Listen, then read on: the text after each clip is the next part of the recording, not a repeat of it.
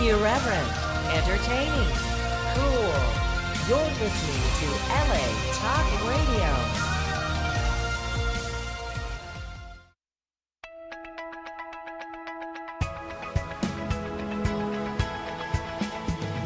You're listening to Answers for the Family with Alan Cardoza, right here on LA Talk Radio.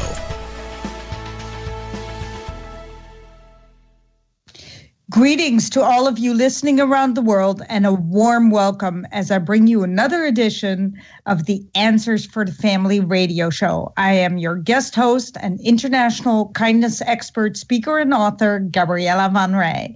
Kindness stands central in everything I undertake. Host Alan Cardoza is absent today because he is, as you know, helping most probably a runaway teen or has to help someone in need. So I'm taking over the last show of the year. And as you all know, worldwide, Monday from 11 a.m. to noon PST time, this show brings you special guests that can inspire, educate, and entertain while bringing answers and options to life. Answers for the Family will address issues such as locating your runaway teen, family crisis intervention, building self-esteem, and dealing with addiction, and so much more. Alan tells me to let you all know that he wishes you and every single person that listens to his show a very happy New Year. And today we have an amazing guest that I want to get to immediately. His name is Caleb Woods, and he began writing at a very young age to cope with bullying at school and later to soothe his depressing thoughts. Growing up in a small town in rural Alabama, he was surrounded by religion and found it increasingly difficult to reconcile his faith with his sexual orientation. Caleb was told he would spend an eternity in hell for being gay, and he believed it.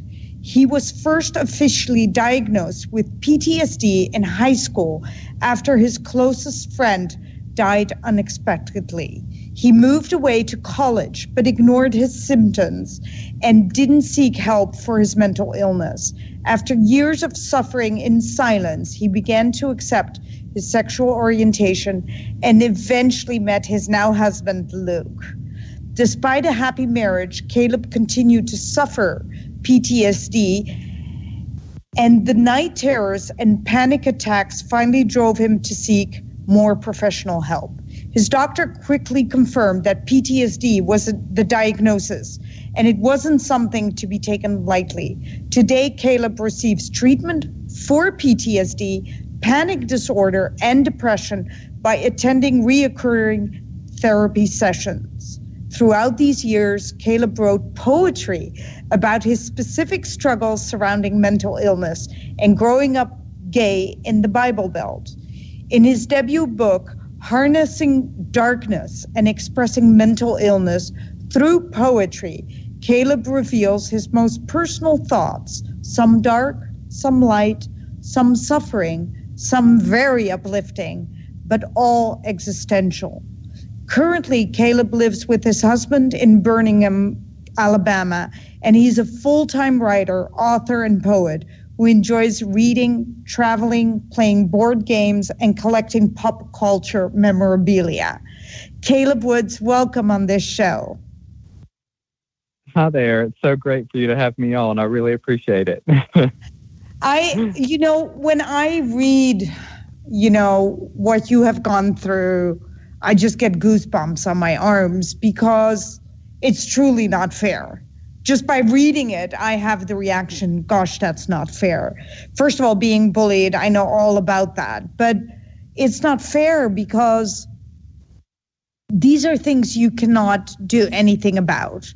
And your sexual orientation, just being told that you would go to hell for eternity, honestly, Caleb, that just doesn't sit well with me. It is Yes. awful. And before we start on anything, would you just, for everyone out there that might be listening, the parents that might have a child that has a different sexual orientation. Would you just address that for a second? What would you say to a parent right now who might be struggling with a child on that topic? Absolutely. The first thing that I would ever recommend a parent to do in the event their child comes out to them is to absolutely 100% make certain that your child knows that you love them unconditionally. And that means your very first reaction has to be positive. You may be shocked or you may, be taken aback for a moment, but it absolutely, the first impressions are everything, and it has to go from the get-go, because in my situation that didn't happen. And so it caused me to retreat into myself. So I think that parents need to, immediately let their child know how much they love them and that it doesn't matter. And then on top of that, immediately start doing research, anything they can get their hands on, books, documentaries, whatever, to help them understand better. Because at the end of the day, it's your child, and you should do whatever you can and need to do to love them to the fullest. Absolutely. Caleb, what age were you, if I may ask, when you came out? I began being bullied pretty extensively in third grade. And so it was probably around fourth or fifth grade when I actually, I mentioned to my parents that I was, I grew up in church. My mom taught a class. My dad was a deacon. And I confided in my mom, and I said that I was struggling with, being attracted to men. And it was something that we needed to, kind of pray away. Everybody knew it was bad. We were all taught that it was bad. And so from that very first encounter, I just sort of retreated into myself, like I mentioned, and tried to walk this, straight path and be, act as straight as possible, pray every day. So that began very early on. And when you say you were bullied, were you actually bullied at school in grade 3, 4, and 5 for your sexual orientation, or tell me more about it? So sure. Beginning in third grade, I started being bullied and called, queer, fag, gay lub, any type of feminine, thing that people would associate with me. If I would cross my legs, people would make fun of that. The way I talked, just anything and everything. And that continued all the way through high school, unfortunately. I actually changed schools at 8th grade to get away from the bullying, but I couldn't get away from my sexual orientation, obviously. So my, femininity, or whatever you want to call it, came with me, and apparently everybody saw something in me that I had even yet to realize. But in 5th grade, the bullying was so extensive that I was home alone, and I actually went into my parents' bedroom, and I knew where my dad kept his gun, in the sock drawer. And I grabbed the gun and I sat on the edge of my parents' bed. And this was in 5th grade, and I wasn't trying to decide which way to die. I was deciding which way to go to hell.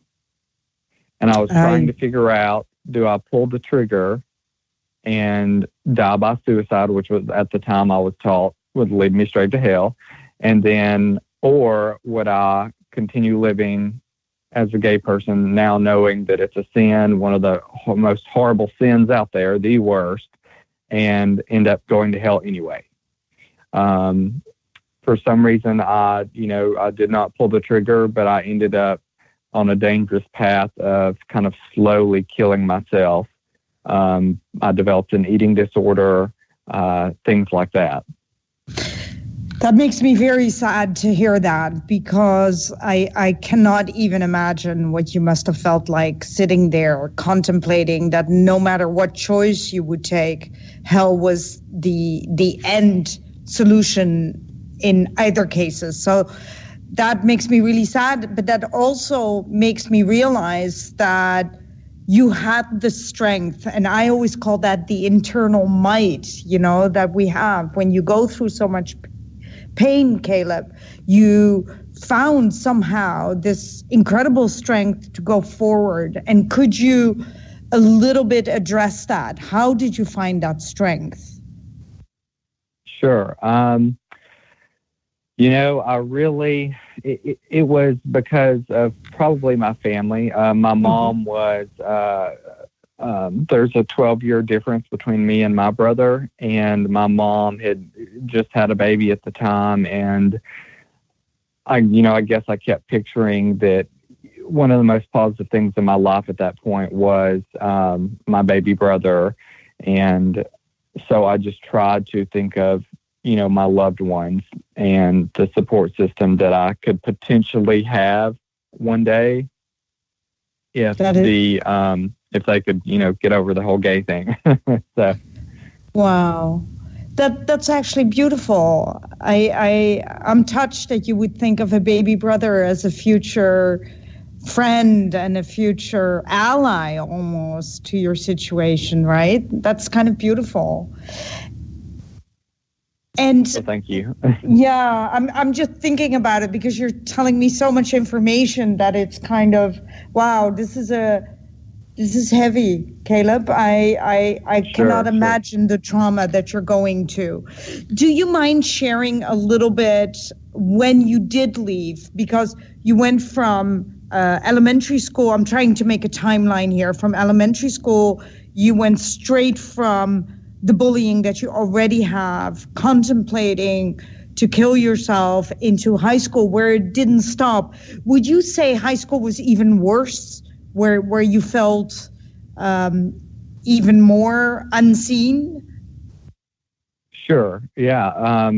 After, years and ended up being, a decade worth of bullying, high school began to get worse, which increased my paranoia when you're walking down the halls and people were giggling and laughing, for so much of the, 90% of the time was about me. So every time I always thought it was about me. Mm-hmm. And there was one time in class when I was sitting in the room and there was a notebook being passed around the classroom, and it would go from person to person and it would never stop at me. And that made me curious. So I would kind of follow the notebook around. And when I would look at the person, they would kind of cut their eyes at me and then try to hide the notebook secretively. And so I thought, okay, I have got to get my hands on this notebook. I believe this was about 11th grade or so. And I had, already experienced so many years of this. And I thought, I've got to find out, is this about me? I have to, have proof. I need to take it to the counselor at the school, all this. So a lot of the people that were in that class period were in my next class period. And it was a lunch period, which means you kind of just dropped off your backpacks and things like that. And she called roll, and then you just went to the cafeteria. So I followed the notebook into this guy's backpack, and he was in my next class. And so I kind of, took a little longer getting my lunch money out of my backpack and made sure I was at the end of the line so I could, quickly turn back around and go back in the classroom without anybody seeing me. Mm-hmm. And I was a good student and I made good grades and I was never in trouble. So, no teacher would think of me being, weird in a room alone or anything. So, I would go to his desk, I get in his backpack, I pull out that notebook, and all on this piece of paper were just horrible things written about me. It was all the, normal things you would think of, the gay, the queer, fag. It was people saying, well, maybe he has AIDS, maybe he has an STD, or I heard he hooked up with so-and-so, I heard he hooked up with this person, maybe he's bisexual, I heard his private parts are red and itchy, and just Terrible. just blew my mind that people were just going into such detail about stuff. I was like, I don't even know where they're getting this or what's going on. And it was just this realization of everybody hates me. You know, the church won't accept me, family won't accept me, you know, friends won't accept me. I ended up taking that notebook too, or that piece of paper. I ripped it out and I took it to the counselor at school. And of course, they didn't really do much. They had the kids that had written on it watch a PowerPoint on bullying. And what ended up happening is after that, anytime I was in earshot of them, they would make sure I would hear them. And then they would say stuff like, oh, be quiet. Don't say that. That'll be considered bullying. And then they would like laugh it off. So it was all this complete joke to them. Yeah. Wow. But what I can concur with you, because I've been bullied a lot as a child, is it especially makes you feel worthless, right? And that's the biggest problem about the bullying, is that you don't feel good enough as a human being, right?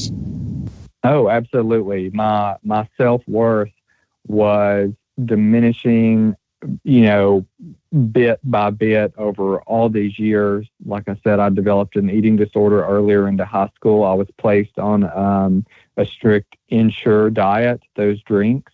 Yeah. They come in, they come in, you know, various flavors. And I just, you know, like I said, retreated into myself and tried my best to continue to pray things away. And at the end of senior year of high school, my best friend from elementary school, who I kind of felt guilty for changing schools because she was also bullied. She had epilepsy and she passed away from a grand mal seizure. Oh my goodness. And when that happened, I was the pallbearer at the funeral, and it was very difficult. And I felt I had a lot of survivor's guilt for changing schools and kind of leaving her behind, even though I knew I had to get out for my own well-being. Mm-hmm. And afterwards, I met with a therapist. And this was the first time anyone had ever spoken the words, you know, post-traumatic stress disorder to me. Mm-hmm. And when he told me that I had PTSD, I said, is that not something, you know, soldiers get, you know, people who've been in a war? And he looked at me and he said, you have been in a war. And I was like, what are you talking about? And he said, from what you tell me, you know, obviously you've just lost, you know, your best friend. And on top of that, you've had all these thoughts of going to hell because of what you've been told, as well as, you know, 10 years now of bullying and harassment. And, you know, PTSD can exhibit itself in different ways, and you can be diagnosed with it due to any type of trauma. So already, you know, senior year of high school, I had bullying and harassment and an eating disorder and the death of a, you know, friend, all this, you know, under my belt that I was carrying. So every traumatic experience just kind of came together. I'm so glad they diagnosed you, though. But I must say that I was pretty ignorant myself on PTSD. And about 10 years ago, I learned that all of us could basically get PTSD, that it's a disorder of being attacked nonstop, right? And seeing things and experiencing things that we should never experience as a human being. And the way your story goes so far, it feels like you experienced more than any human being should have experienced at such an incredibly young age. And I presume you wanted to get away from your family and out of the town. I'm not sure that's fair to say, but you went off to college, right?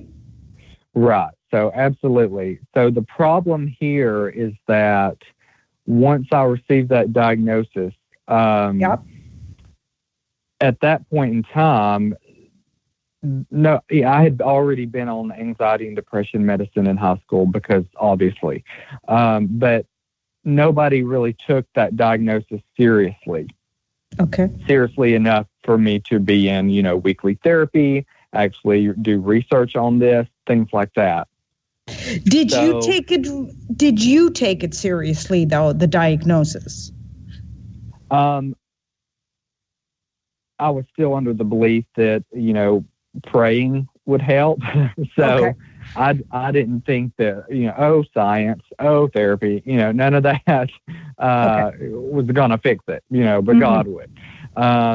But I did know that I absolutely needed to get out of that area where I, lived. I needed to get away from my family, from, the church over there, the school, everything. Mm-hmm. So, which just made it worse because the issue was not addressed. Once the diagnosis happened, the issue wasn't addressed, and that just made it 10 times worse. So I go to college, and basically, I think I'm going to hell. So why would I care about anything? So I go to college. I'm opened up to this, new world. I'm promiscuous. Use drugs, alcohol, anything to numb the pain that I'm experiencing because life is too hard.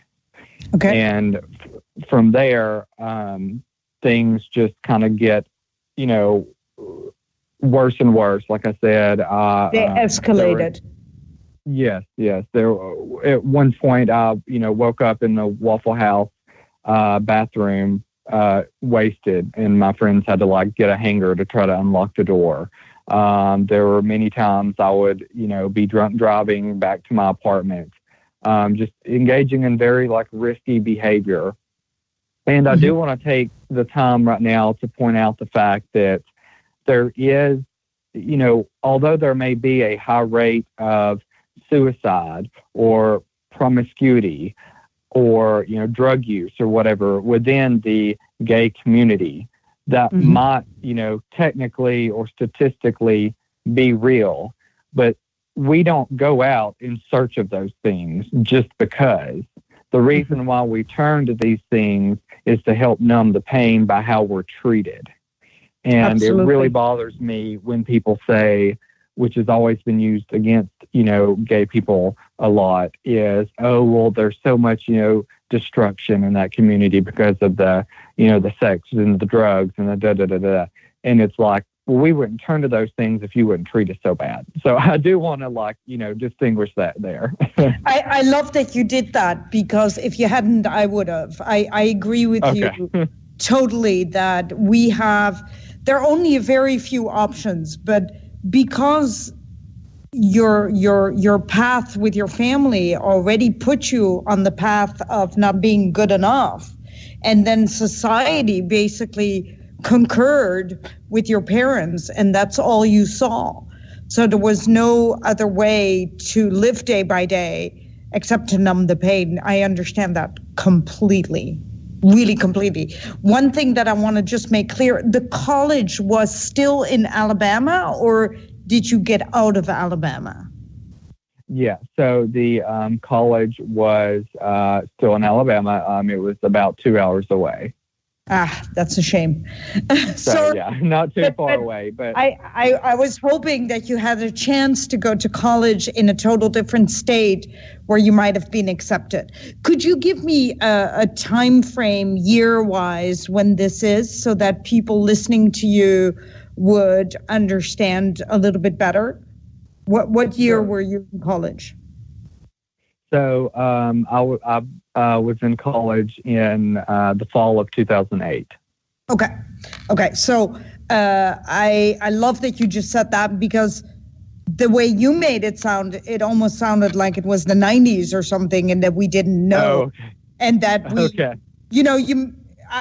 Sure. That's why I'm so glad you said that, because listen, by this time we all know what being gay was, and I had thought that after the year 2000 we were a lot kinder. And you not in Alabama. no, and this is why it's so good that you're talking, because through your painful dialogue here, we are learning a valuable lesson through your story. So thank you. And I'm going to touch on something that is painful, but I have it here in front of me. And unfortunately, the interview is in 2 hours. So I really do want to get this part in, is that you were raped in college.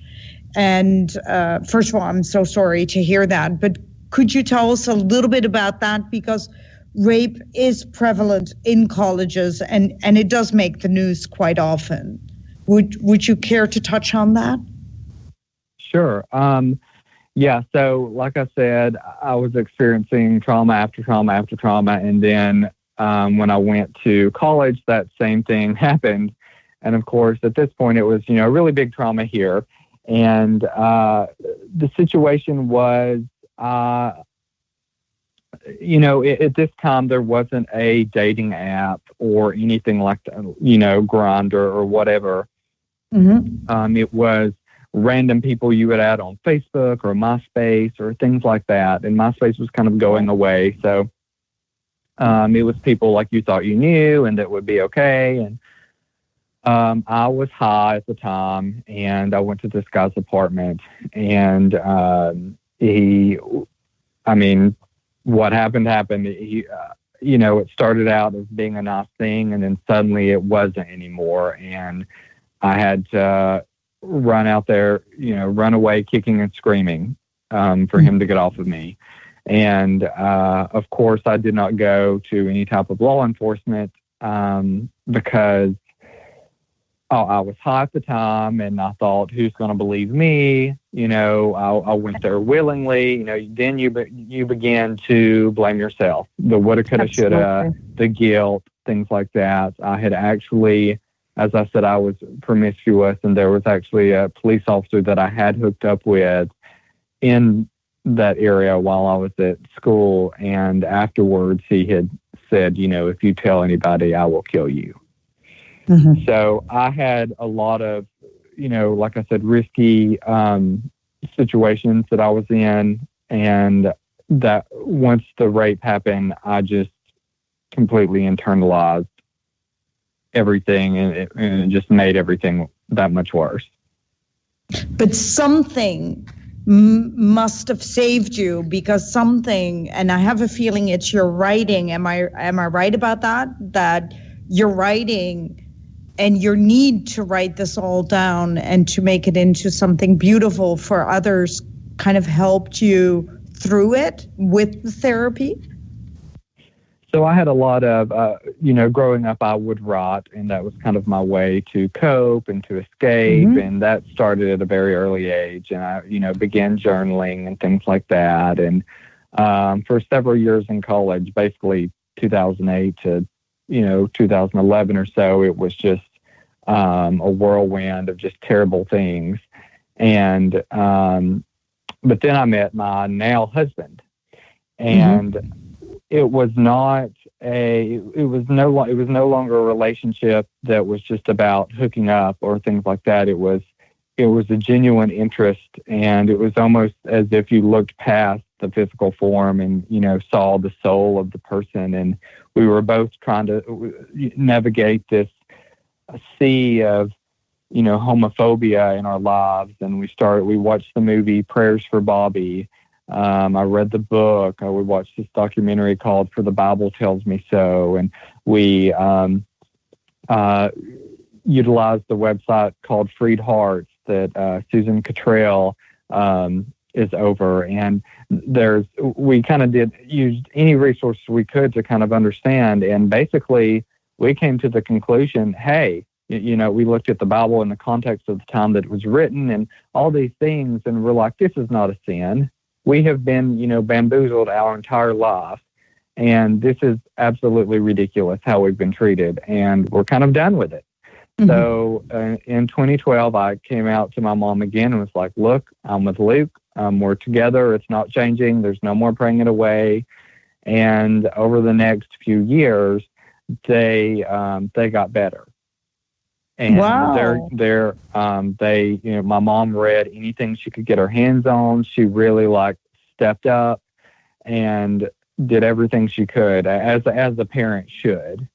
And then things were great until my husband came out to his family. And then it was like trauma after trauma happened again, because once he came out to his family, they did not accept it well at all. Had he been younger, they probably would have just completely disowned him, or he would have had to go to a camp or something. Thank goodness he was of age that he didn't have to do that. But they wanted him to leave me, and by this time we were living together, and they said that I was possessed by a demon, and that I was a demon, and that my whole family was demon-possessed, and basically I was the person who made him gay, and that he was the equivalent of a pedophile and a murderer, and all the things you hear that are told against gay people. And they sent me death threats, and they were stalking us. And even just last year, after we moved to get away from them so they wouldn't know where we lived, they actually showed up at our front door. And that actually ended with a cease and desist order. And since then, things have been honestly, way less stressful and all that. And, I'm glad that my parents came around, and I'm still sad about my husband's parents. But we spent 3 or 4 years of our lives trying to convince them to love him. And, at some point, look, it's your child. You love them no matter what. I don't care what your belief is, And they couldn't get to that point, unfortunately. And some stories don't have a happy ending, and that one didn't. And, that's kind of how the story went. But during the midst of all this chaos, about 3 years ago, with all the, death threats and things, I started developing, panic attacks really severely, and having night terrors, and,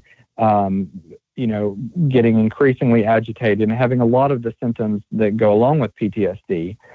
And so I knew the turning point was me and my husband were in a store, and we were in a Kohl's, and we went straight to the candle aisle, as the gays do. And I had this coupon for this specific candle, for the Yankee candles. They come in all different sizes and shapes and all that, so it's impossible to decide. So I'm carrying all these candles up to the register, and I'm trying to figure out how to use this coupon. And then I just kind of lose it and just start hyperventilating, and just I don't even know what's going on. And if anybody who knows anything about PTSD is that having multiple choices and things to choose from, even driving this certain way to get to the store, or driving this way, really has this inner conflict with you, which is why so many people avoid the grocery store, because of so many options in the aisles and things like that. And so we quickly hurried over to the clothing aisle and hid there. And that was the turning point for me, when I knew I needed to be in therapy. And for the past 3 years, I have been in therapy, and have since been diagnosed with PTSD and depression and panic disorder, as well as bipolar 2 disorder. And what is it like to live with mental illness? What does that look like? Like a day in your life? Medicine, therapy is it a fight each time, or do you feel like you're getting actually a lot of clarity through it? Right. So basically, my brain has been completely rerouted to protect me at all costs. So this means that my brain would say things such as those people are laughing in the corner, they're laughing at you, you're worthless, there's no need to try anymore, you'll never be loved, so-and-so is mad at you. My brain is always trying to protect me in a way that oh, you need to be worrying about this. Oh, you need to be worrying about this. And just outlandish scenarios that would never happen, but that if I did not have this mental illness, I would think, oh, why would I even think about that? That's like, so irrelevant or whatever. So each day I do have thoughts. Some days are better than others. Some days, I wake up with night terrors. Panic attacks are still real, but I am, after 3 years of therapy, things have gotten a lot better due to medication, due to my therapy sessions and things like that. Wow. Okay. Caleb, we're going to go into a commercial break for just a second, and we'll be right back, everyone. Stay put.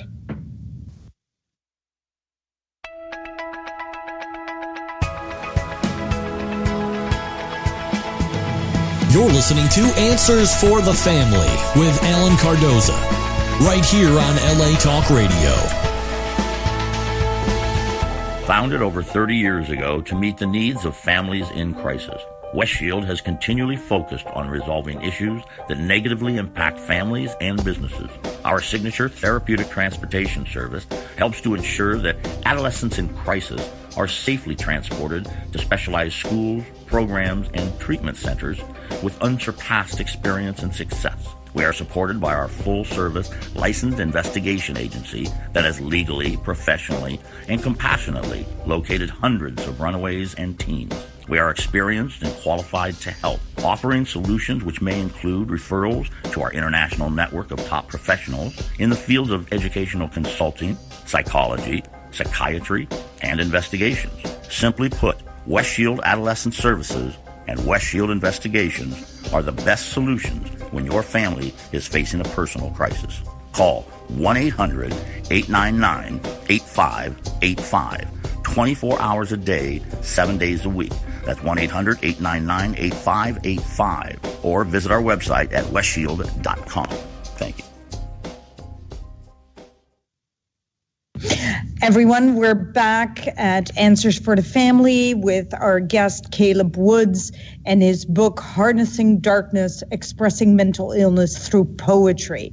I would like to show you a question of one of the listeners, Caleb. She writes, her name is Jenna from Texas, and she writes, I really enjoyed writing poetry during college, and think about those poems. I know there were a great release for stress I was under at the time. Now, 10 years into being a mom and a career woman, I'm finding myself needing to see a therapist to deal with the depression and anxiety I am experiencing. I took a look at your book on Amazon, and the poem, Coping to Survive, was a huge wake-up call. That's maybe what I need to do, is to stop coping and to start writing again. I look forward to this interview. I wanted you to know that I bought your book and that I feel inspired, Jenna. I love what she wrote, Caleb, even though I do not know the poem. Could you tell us why you turned to poetry? Because writing is one thing, but poetry is like, to me, that's magic, Caleb. Oh, well, thank you. And thank you for that question and that comment. I really appreciate that. Yeah, so basically anytime I would have suicidal ideations or experience depression, anxiety, really low, where I would wake up from a night terror or anything, I would write down my thoughts, kind of just in the notes in my phone. And what I ended up doing, some of them just kind of poured out of me onto the page and were poems from the get-go. And some of them I crafted into poetry. And I wanted to make it in a way so that people would, understand what it's like for someone to live with mental illness. Because growing up gay in the Bible Belt, there's been a huge stigma regarding that. But I've also found out through the workplace, through all the things, family, friends, church, everything, the same things as with being gay, there's also a big stigma surrounding mental illness. And I wanted to say, look, here I am. I'm going to be vulnerable. This is the most important thing I need to do. I've always wanted to release a book. I never thought that it would be this. I never thought it would be this subject. But it's so important for other people, because I always see on the news so many young LGBTQ youth, taking their lives and things like that. And it really bothers me that we still have the stigma and people are still treated so poorly. And I really wanted to, bring this topic to light. But isn't one of the reasons that there's a stigma is not just from people judging people that have mental illness, but just because you're not always capable to express what is wrong with us, right? Like, I'm just going to take an example of something that just happened recently to me. My dad passed away, and someone told me that there was a period to grieve and then basically get over it. So aren't we kind of conditioned to learn to kind of, I'm going to just say it, suck it up, kind of buttercup, right? I heard this expression in the United States and I was kind of really taken aback by it. Do you feel that a little bit, that that's also part of the stigma?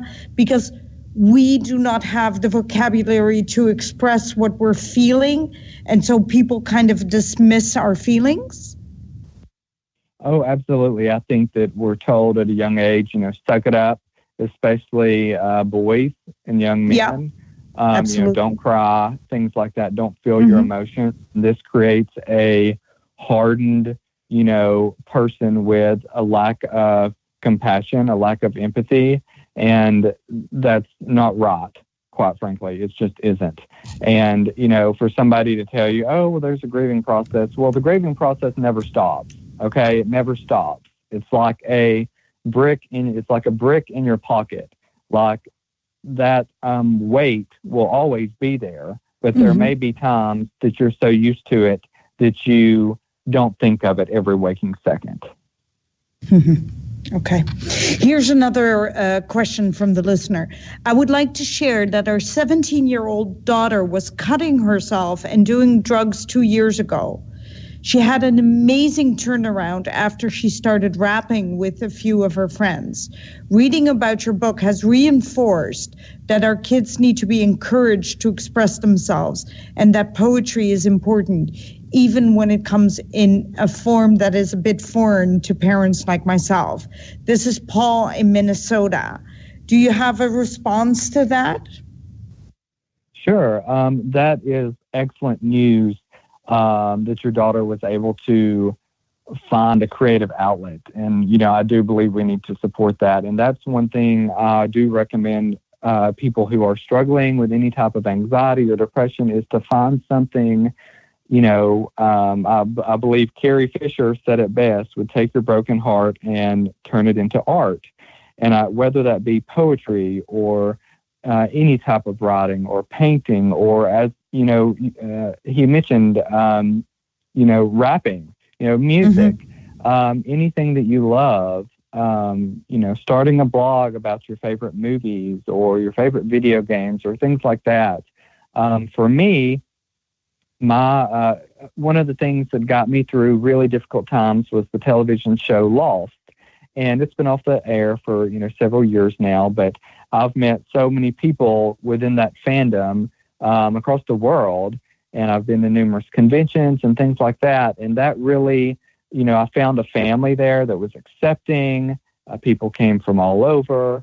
And that's why my website, it's called calebislost.com. On social media, I'm Caleb is Lost. That's just always kind of been part of who I am. And at the time, I felt lost in my life, spiritually, emotionally. And it also, went along with, this beautiful show that gave me so much inspiration that I saw personally as my Bible. And so that's why I kept it in terms of when I became an author and things like that, because I thought it kind of went along with everything. And, of course, there are some days you do feel lost and you do feel found with mental illness because it is such a roller coaster.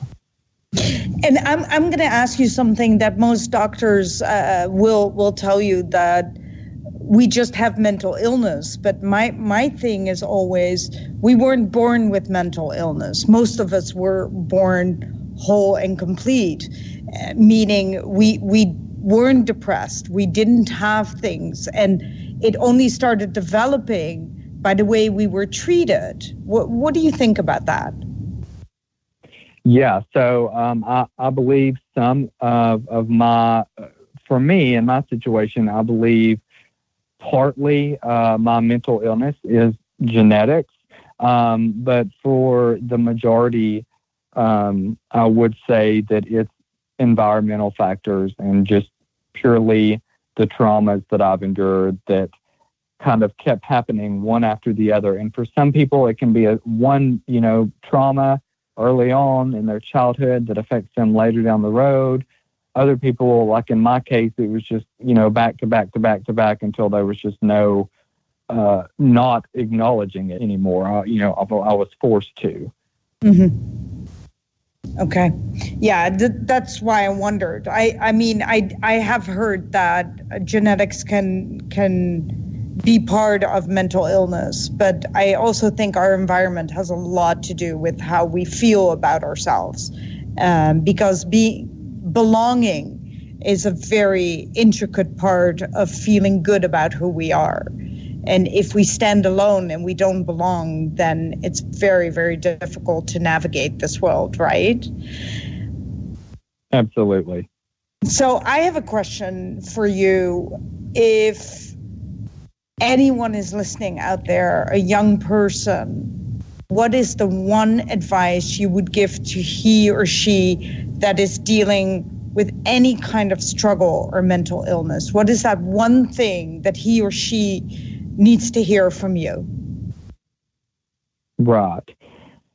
The thing that people who are struggling need to realize, and that I should have realized long ago, is to not wait. To not wait and to take it seriously. Do not wait to get help. If you wait, this will only do more damage, and you need to make sure you have a good support system. Find someone you can confide in. Do some research to find some, good therapists in your area. I'm a strong proponent of therapy, and, find people you can trust to talk out your feelings and to not keep them bottled up. Find a good psychologist. Just, make sure that you're letting it out, whether it's speaking, whether it's through art, but make sure somebody is aware the whole time and that you have a strong support system. Because in the case of bullying, if you're a parent and you think about it and your kid is bullied as much as I was, and say that 6-7 hours a day, 5 days a week for all these years of school, they need to come home and they need to, they're coming home, 4 or 5 o'clock, and then by 9, 8, they're in bed or whatever. That gives you 4 or 5 hours where you need to have a strong, loving, supportive environment to make up for all those hours at school that are potentially hazardous. So I would just make sure you have a strong support system, and to make sure that family members of those suffering from mental illness are being the strongest support system that they can be. I love that you said that. But I also realize how hard it is to not wait. I think I see a lot of children, and they always believe that somehow they can do it by themselves, that somehow if they're just better people and they try harder, that somehow it will all go away.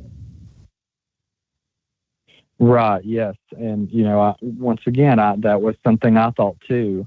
And that's why my goal is with this book is to put it all out there, be vulnerable, tell your story, make sure people are aware, because that's the only way we can start to help end the stigma of mental illness and that surrounds it, and just to be honest with yourself and your feelings and let others know. And we all have an important story to tell, no matter what type of trauma or experience you've been through. It is important to share it. And Absolutely.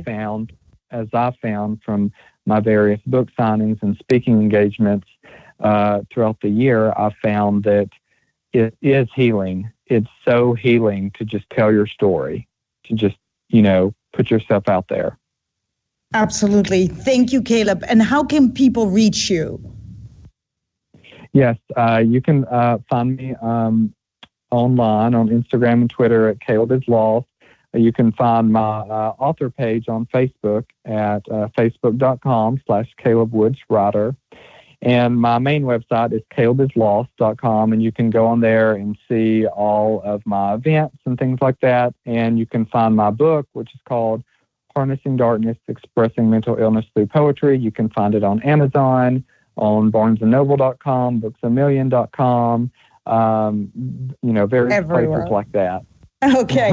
Now, for everyone listening out there, please do not write that down. It will be absolutely on the website, just in case you didn't catch all that. Caleb Woods, thank you so much for being the last guest of 2019 on the show. It's a pleasure, and I wish you a very happy New Year. Oh, of course. I really appreciate it. Thank you so much. And everybody out there, let's be a little more vulnerable in 2020 and share our stories.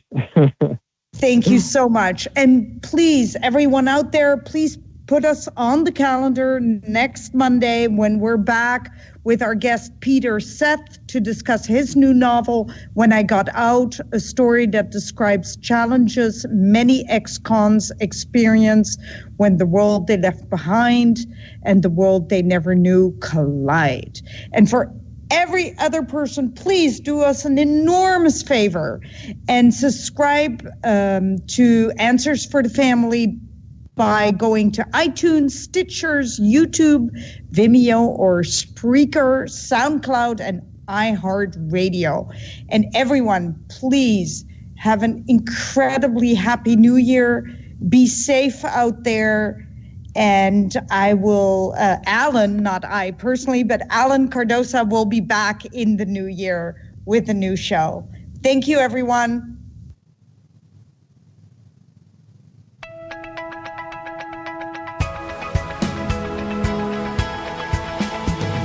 You're listening to Answers for the Family with Alan Cardoza, right here on LA Talk Radio.